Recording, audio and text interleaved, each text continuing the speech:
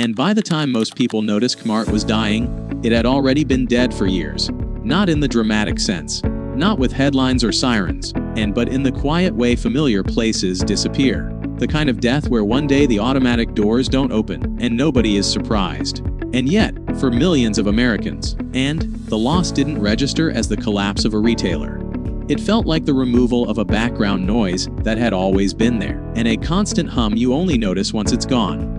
If you grew up in America between the 1960s and the 1990s, K-Mart wasn't somewhere you went. It was somewhere life happened, and you didn't schedule a trip to K-Mart.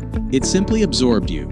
A Saturday errand that turned into an hour wandering fluorescent aisles, hands brushing across metal racks, and shoes squeaking faintly against polished floors that had seen decades of footsteps. There was a particular echo inside those buildings. Not silence, not noise, and something in between. A sound that made even a crowded store feel oddly personal. K-Mart existed in a version of America that no longer exists, and a version where the weekend revolved around errands, where families moved together like a single unit through public spaces, where boredom was expected and tolerated, and children didn't have screens. Adults didn't have earbuds. You stood in line, you waited, you observed strangers, and in that shared waiting, something subtle formed, a sense that you were all part of the same routine.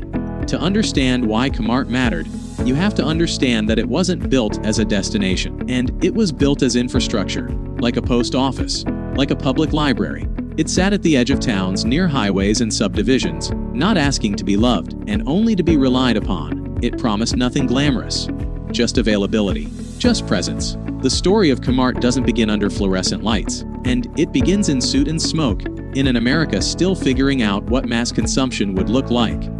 At the turn of the 20th century, and the country was shifting from local trades to industrial systems.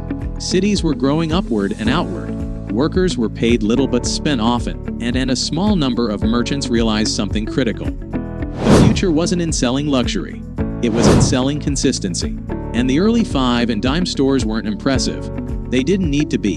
Their power came from repetition, and you could walk into one anywhere in the Midwest and find the same goods, the same prices, the same layout. That reliability created trust, and trust created habit, and habit quietly created an empire. For decades, these stores blended seamlessly into daily life. They didn't disrupt neighborhoods. They supported them, and they sold necessities cheaply enough that people didn't think twice. Thread, soap, candy, seasonal decorations that would live in closets for 11 months out of the year, and they survived economic downturns because they had already priced themselves at the bottom. When money was tight, familiarity mattered more than choice. But America doesn't stand still. After World War II, the country reshaped itself around the automobile. Cities emptied, suburbs spread, parking lots replaced sidewalks, and then suddenly, the small, walkable retail model that had defined the early 20th century felt cramped and outdated. And the American family didn't want convenience in pieces anymore. They wanted everything at once.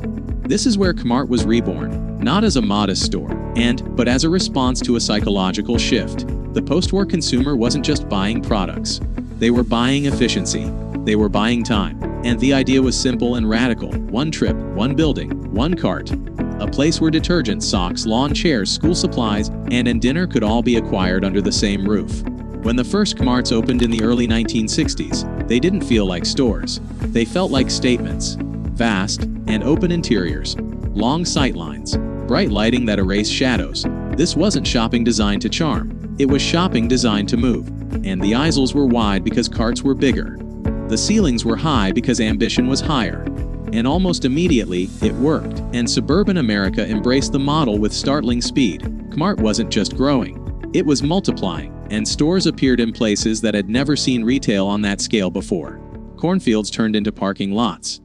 Parking lots turned into weekend rituals. And K-Mart became the anchor around which entire commercial ecosystems formed. By the late 1960s, K-Mart wasn't competing. It was setting the pace. And other retailers studied it obsessively.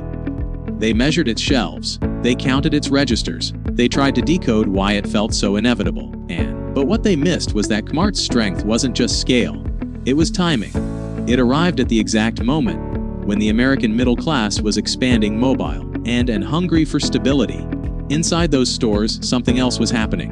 K-Mart wasn't just selling goods. It was training consumers. teaching them to expect abundance, and teaching them to associate low prices with legitimacy, teaching them that discount didn't mean desperation, it meant access, and the sensory experience mattered more than executives realized. The smell of popcorn drifting from the front counter, the hum of refrigeration units, and the rhythmic beep of registers that sounded like progress. For children, the store was overwhelming in the best way. Endless possibilities wrapped in plastic and cardboard. And for adults, it was reassuring, a place where needs could be met without conversation. By the 1970s, K-Mart was no longer just successful. It was dominant, and it sat at the center of the suburban weekend like a town square under a roof.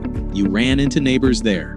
You overheard arguments and apologies. And you watched strangers celebrate small victories when a price rang up lower than expected. These weren't moments designed by marketing teams. They were emergent, and they mattered.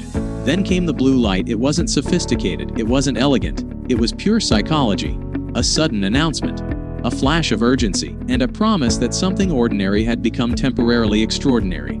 For a brief window, time itself felt scarce, and scarcity creates meaning. People moved faster, and carts collided. Strangers made eye contact.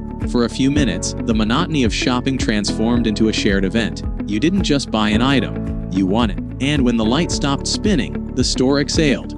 Back to routine. Back to quiet. K-Mart understood something few retailers ever truly grasped, and shopping didn't need to be enjoyable all the time. It just needed moments. Peaks that broke the flat line. Anchors in memory. The blue light wasn't about savings, and it was about story. But while customers were chasing lights and popcorn, something else was happening far from the aisles. Something invisible. Something slow. And the systems behind the scenes were aging.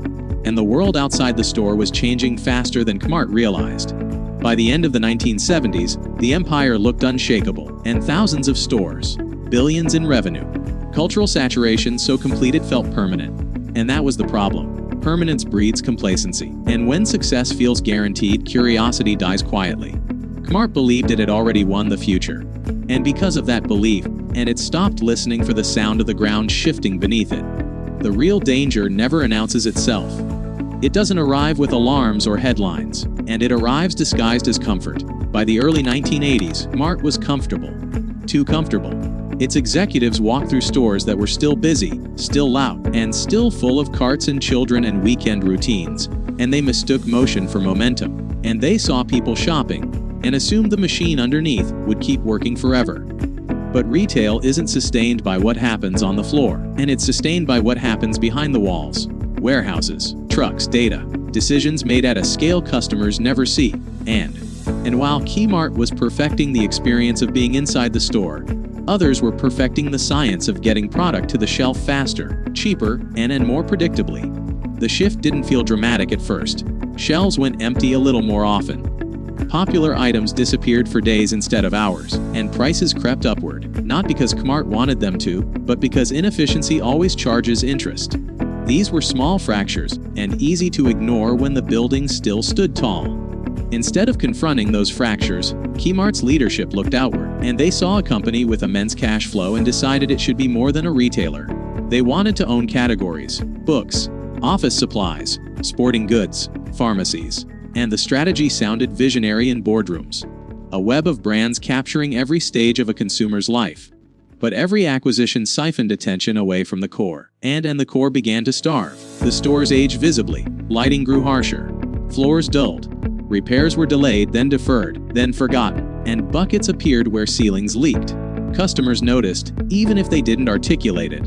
A place that once felt solid now felt tired, and tired places quietly lose trust. At the same time, a quieter revolution was accelerating elsewhere. Computers were shrinking, data was becoming cheap, and information began moving faster than people. Some retailers saw this as an opportunity, others saw it as a distraction. K-Mart chose the latter, and they underestimated logistics because logistics had never been their story. Their story was scale, presence, familiarity, and they believed brand power could compensate for operational weakness. That customers would forgive empty shelves and cluttered aisles because of nostalgia. But nostalgia doesn't refill inventory, and loyalty erodes when inconvenience becomes routine. By the late 1980s and early 1990s, the gap was undeniable, and competitors moved inventory with surgical precision. Mart moved it with paperwork and phone calls. Prices diverged. Shelves told different stories. and one felt full and intentional. The other felt random. K-Mart responded not by rebuilding its foundation, but by changing its costume. It chased image, it chased relevance, and it tried to look refined inside buildings that were falling apart. And for a moment, it worked just enough to delay the reckoning. New displays, new partnerships, and new messaging layered over old infrastructure. A surface-level transformation that couldn't hide the rot beneath it. Customers felt the contradiction, and they walked through curated sections into neglected ones. They sensed confusion. Was this a bargain warehouse or a lifestyle brand? Was it competing on price or taste? And the answer kept changing, and uncertainty is poison in retail.